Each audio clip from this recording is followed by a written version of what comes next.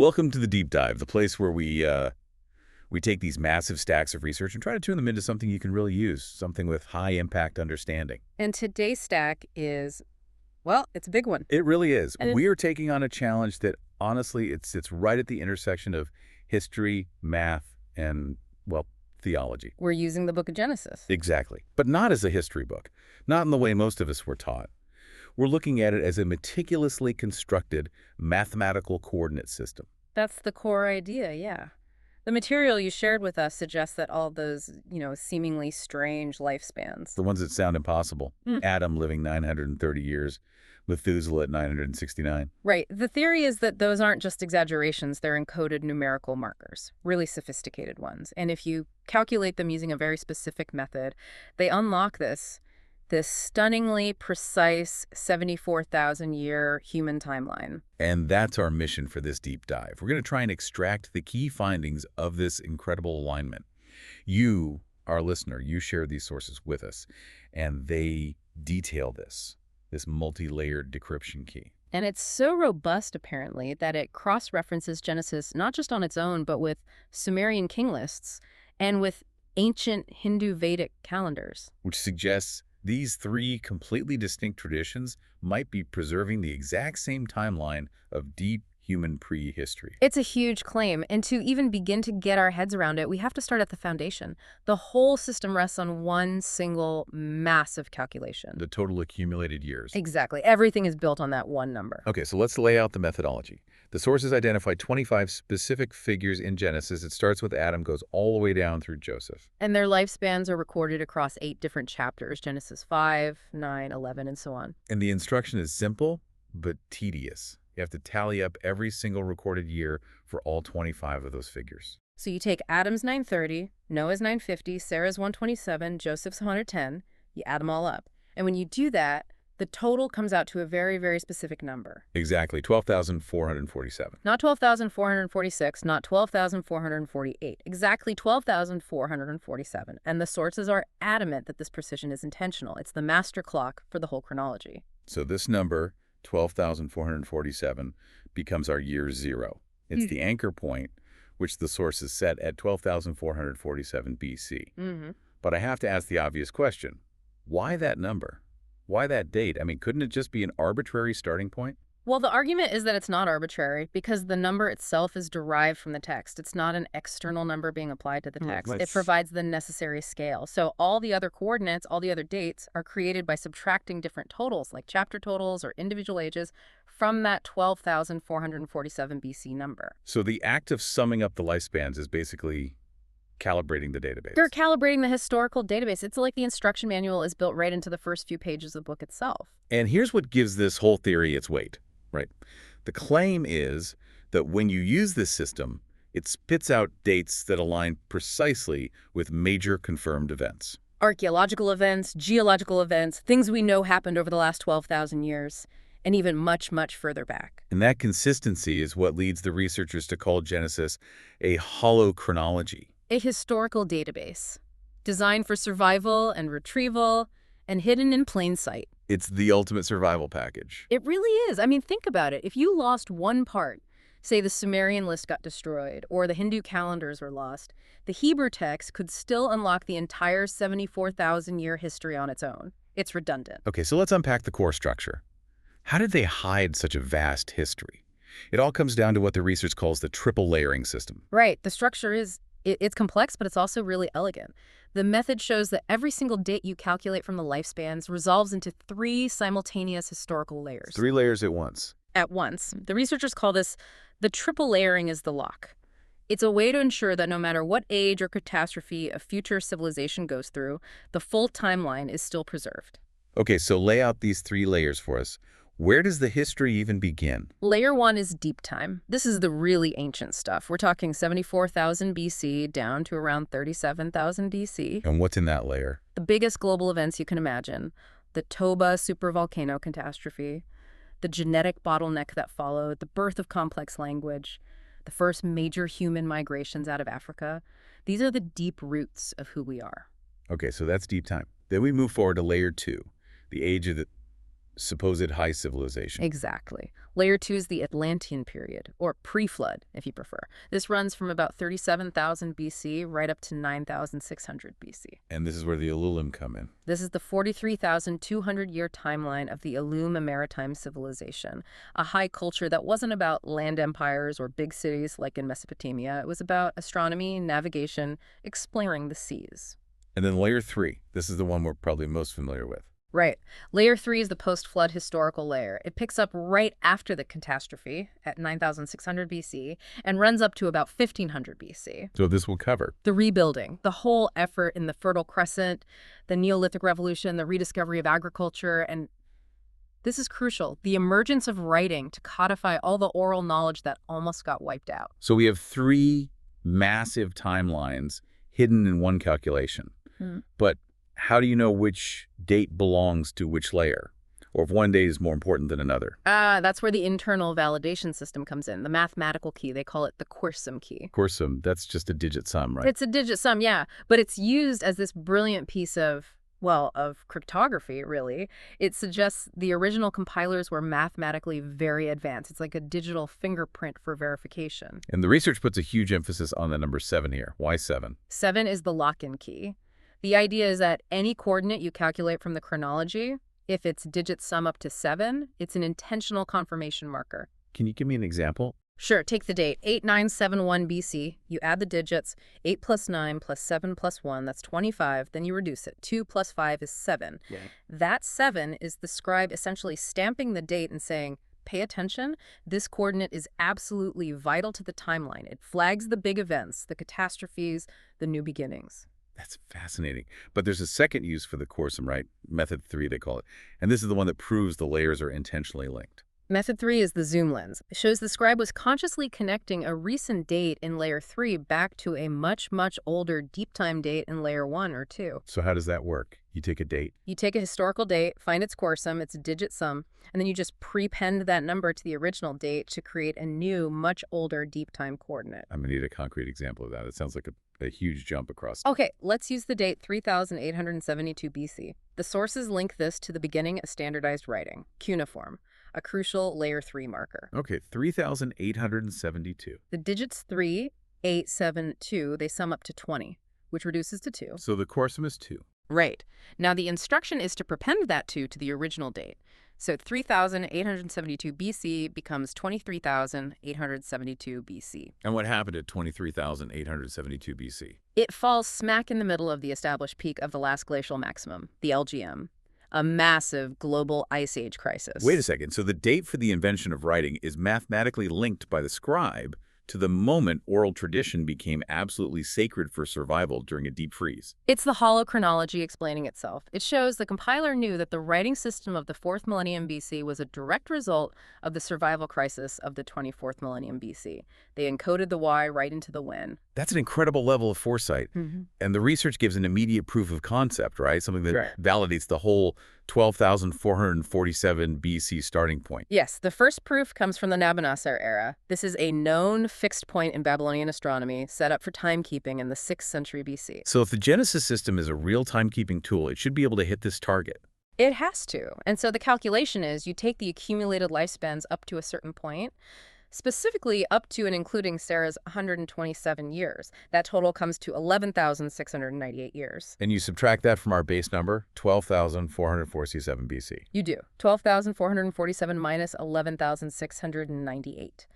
The result falls within just 2 years, precisely on the Nabonassar era. Wow. The alignment suggests the compiler of Genesis wasn't just some ancient storyteller. They were a chronographer, probably working around the 1st millennium AD, who understood astronomical timekeeping and engineered the text backward from known fixed points. So it connects Babylonian astronomy to Mesopotamian prehistory through a Hebrew text using the Age of a Matriarch, Sarah.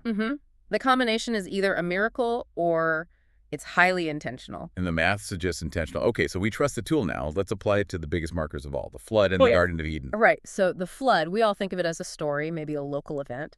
But the sources here suggest a much more terrifying reality. It wasn't a narrative. It was the memory of a confirmed global catastrophe. And they identify it with a specific geological event. They do. It's known as Meltwater Pulse 1b, or MWP1b. Give us a sense of scale here. What was MWP1b? It happened right after the Younger Dryas, a period of abrupt climate change, roughly between 9,500 and 9,200 BC.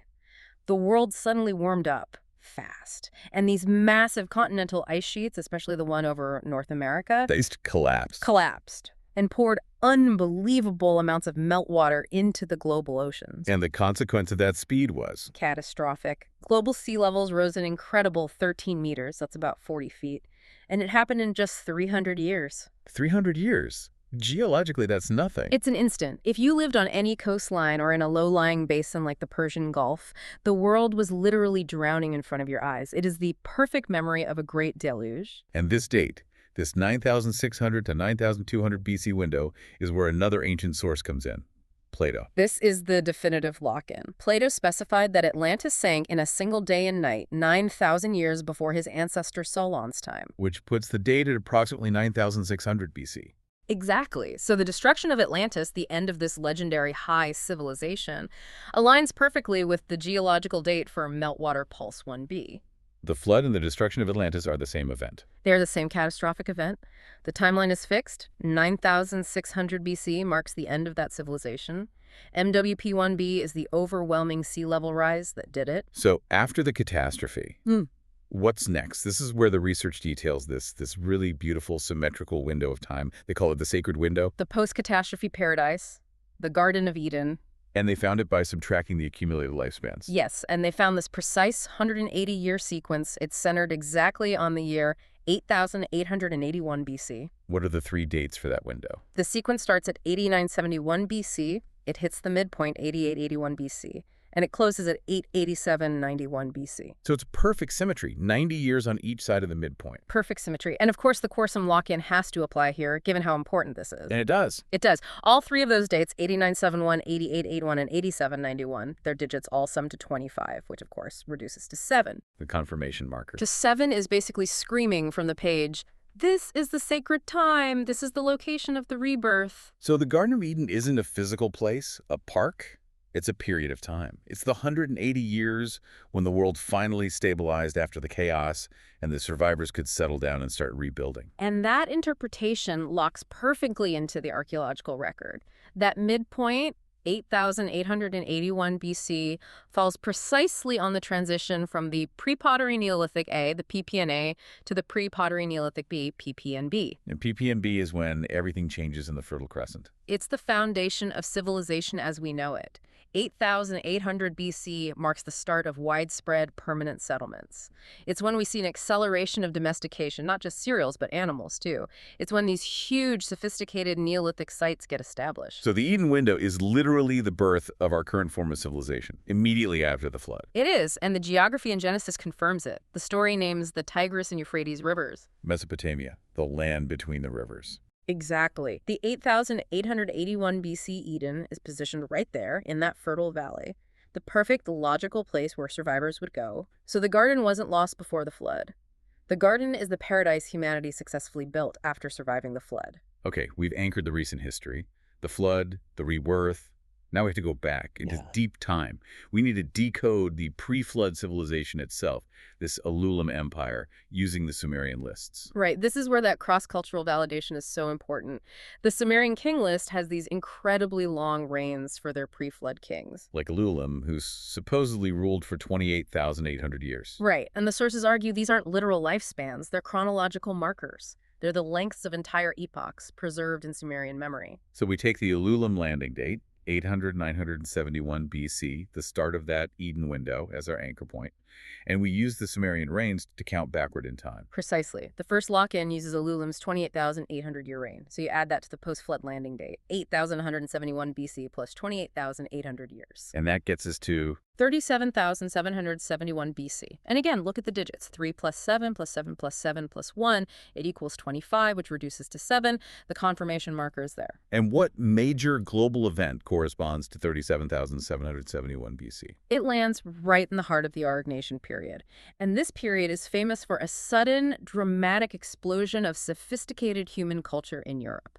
We're talking the earliest known astronomical knowledge, geometric cave art, complex bone flutes. A beginning of symbolic culture. Exactly. The researchers see this as the beginning of the Alulim high culture. These maritime people carrying that original knowledge from the first catastrophe, arriving with these advanced skills. Okay, that's the start of their high culture. What about the birth of the civilization itself, the whole span? Yeah. The Sumerian king list gives a total of 43,200 years for the pre-flood reigns. So we do the same calculation with the total span. 8,971 BC plus 43,200 years. That gives us 52,171 BC. And that date corresponds to the established geological and genetic timeline for the earliest major out-of-Africa migration wave.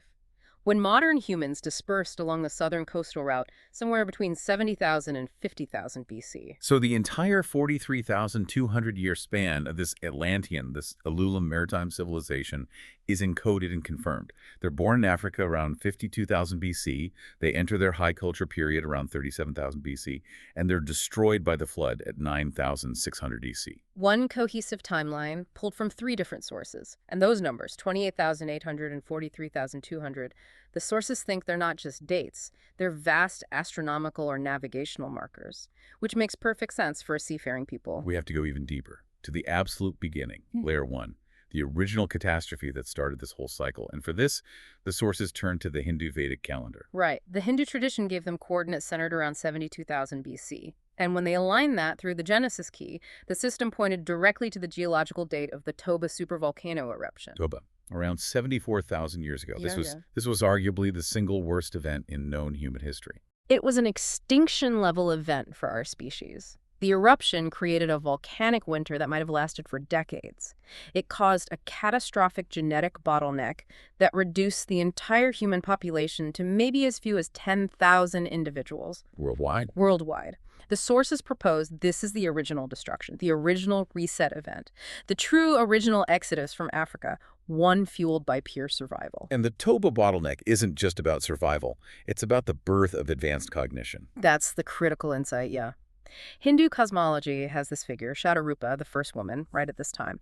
And the research proposes Shatarupa is an archetype. She represents the birth of complex, high-fidelity language. So language wasn't a gradual evolution. It was a technology developed out of necessity. By the survivors. They were facing annihilation. They had to preserve incredibly complex knowledge astronomy, survival strategies. They needed a superior cognitive tool, and they needed it fast. This connects everything.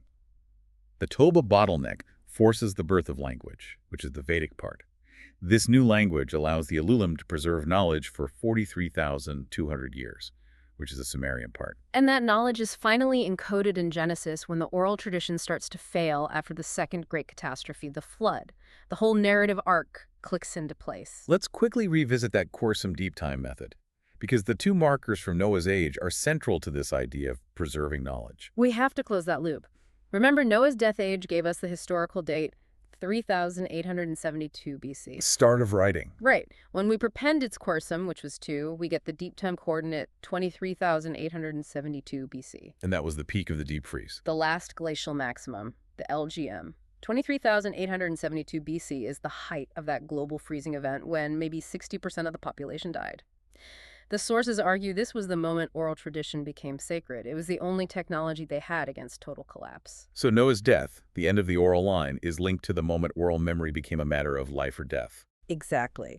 And the second marker, from Noah's flood age, gives us the deep time date 14,222 BC. And that marks the start of systematic agriculture and irrigation, the precursors to the Natufian culture, so you see the logical progression. The LGM freezing makes oral tradition sacred at 23,000 BC. The warming that follows allows for irrigation to develop at 14,000 BC. And the post-flood rebuilding requires writing at 3,872 BC to save all that knowledge. It's a masterclass in information management. Okay. The timeline is established. It's validated across 3 different cultures. Now we have to face the central, and I think the most provocative finding. Who exactly were these Alulim people? The sources are pretty definitive on this. The gods of ancient civilization. They were human survivors, and you can trace it through language. Let's follow that thread because it's profound. We start with Alulim, the first Sumerian king. Alulim. That name shares the same phonetic root and the same archetypal function, the original founding authority, as Il, or El, the Semitic high god. Which becomes Elohim in Hebrew, the plural term for God used in the very first verse of Genesis. Which, in turn, is the root for Allah in Arabic. So, what we call God in the Abrahamic religions is a linguistic echo, a memory of the first human survivors, the Alulim. That is the direct implication. The gods, the Elohim, they weren't supernatural. They were the Alulim people. Technologically and cognitively advanced human survivors of Toba who kept 40,000 years of civilization alive. To the survivors of the second catastrophe, the flood, they would have seemed divine. And where does Atlantis fit into this? The sources connect Alulim directly to the Greek tradition through Atlas, the Titan, the first king of Mauritania, the founder of Atlantis, the island of Atlas. Alulim, Atlas, they sound similar. And they represent the same archetype, the primordial authority. It suggests they're reflections of the same deep memory. This changes how we have to think about Atlantis itself. If it lasted 43,200 years, it couldn't have been just one city. The research argues it wasn't. The common idea of a single sunken city is a misunderstanding. Linguistically, Atlantis, or Atlantis in Greek, means settlements in the Atlas Mountain region. In Northwest Africa. Near the Rakat structure. Exactly.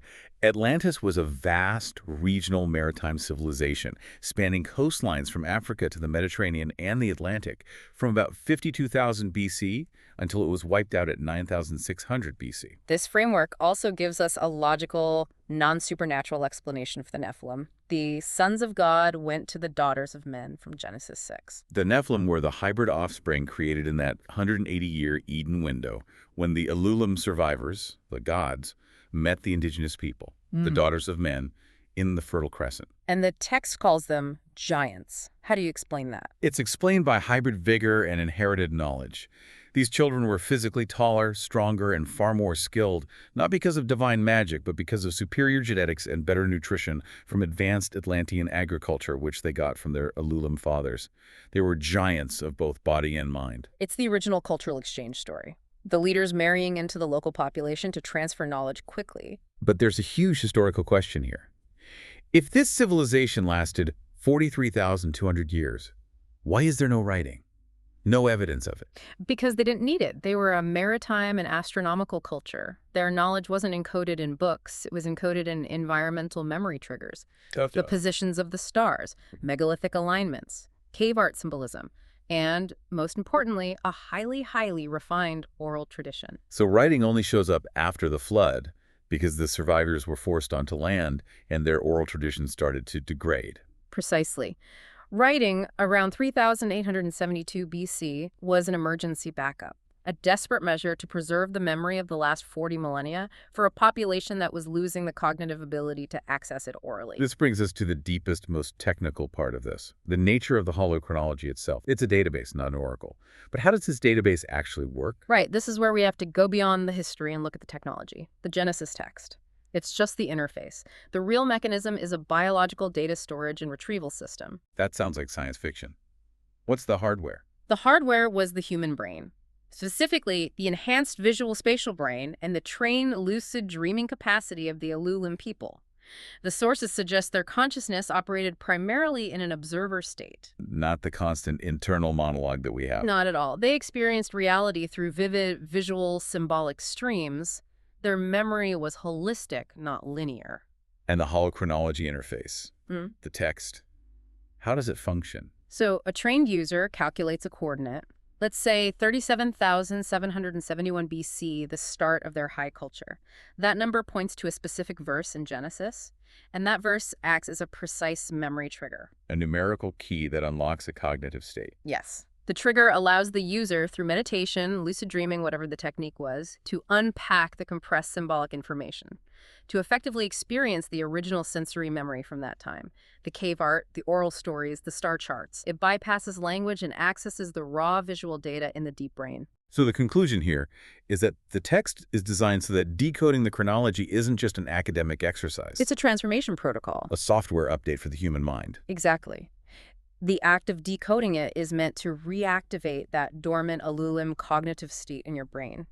The knowledge isn't just data, it's a mechanism for regaining full access to your own consciousness. This idea that the Torah is designed to transform the decoder back into an Alulim, it leads directly to the final and most shocking part of this deep dive, applying this method to the story of the Tower of Babel. This is the ultimate synthesis.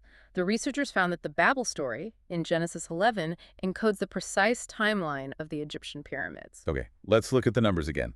Genesis 11, the Babel chapter, has a total lifespan sum of 11,571 years. And the base for the calculation is the sacred Eden Peak, 8,881 BC. Right, and you have to do both subtraction and addition to get the two layers. Let's start with the historical layer, layer 3, that's subtraction. 11,571 years minus 8,881 BC. Which gives us 2,690 BC.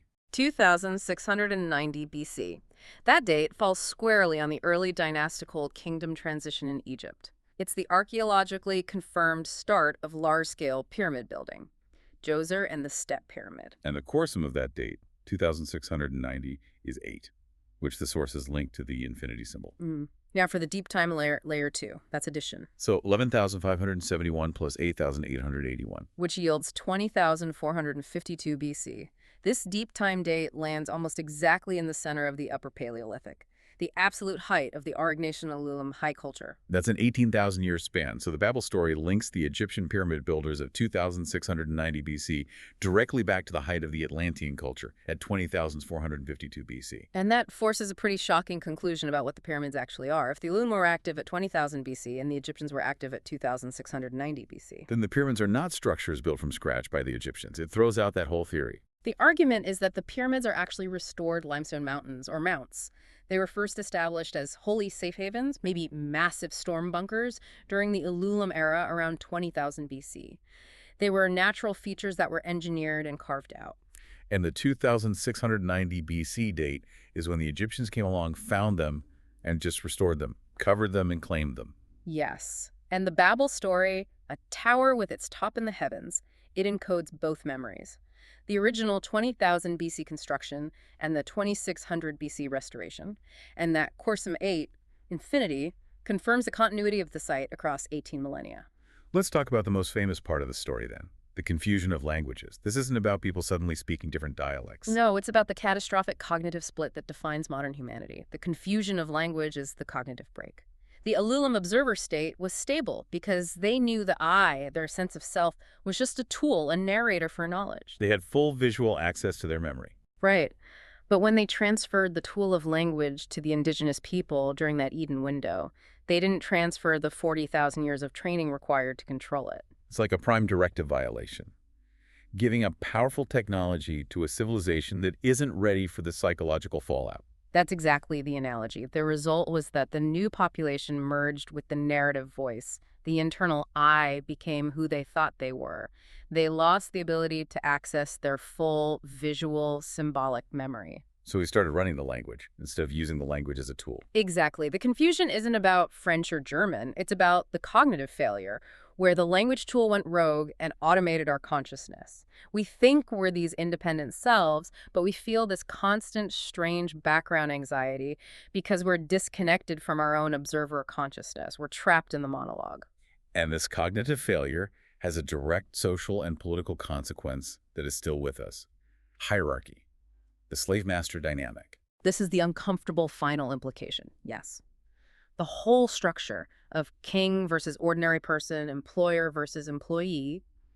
According to the Holo-Chronology, this was an imposed survival structure. Imposed by the Alulim in that 180-year Eden window. It was necessary for quick knowledge transfer and rebuilding after the flood. They had to switch from a cooperative, observer-based society to a top-down, hierarchical one for rapid survival. They needed to tell people what to do quickly. But that structure became permanent. It's stuck. And for 11,000 years, it has created the systems of oppression and fragmentation that we still struggle with today. We need to realize that this hierarchy, this disconnection, it's all a product of a cognitive break that happened when we lost the Alulim way of using our own consciousness. And the knowledge is encoded to help us get it back. That's the challenge. The deep dive is now complete. Let's try to recap this incredible journey. We've confirmed that the Torah, Sumerian, and Vedic texts seem to encode the exact same 74,000-year human timeline. The gods were the human Alulim survivors. They built a 43,200-year maritime civilization and encoded their entire history and their cognitive state into this Holo-Chronology. The sources basically declare that we are our own Atlantis. By decoding Genesis, we restore 12,447 years of lost history. Which means the current year isn't 2025 AD. If we use that 12,447 BC 0 point, the current year is about 14,472 AC, after catastrophe. But the core revelation isn't the date. It's that this knowledge is a transformation protocol. It's designed to activate the dormant visual and symbolic abilities of the human mind. The challenge isn't just to know the data, it's to use the key. And that leads to our final provocative thought for you, the listener. The Genesis chronology is built on these numerical coordinates that point back to specific verses which hold the original oral memory. I've given you some of those definitive coordinates. 37,771 BC for the High Culture, 2,690 BC for the Pyramid Restoration, 20,452 BC for their original construction. So now that you have the key, what happens if you take those specific dates and try to read the corresponding chapters and verses in Genesis? Genesis 37, Genesis 2, Genesis 20, Genesis 11. What happens when you read them with the Alulim key in hand? That memory is waiting to be accessed. The Holo-Chronology awaits.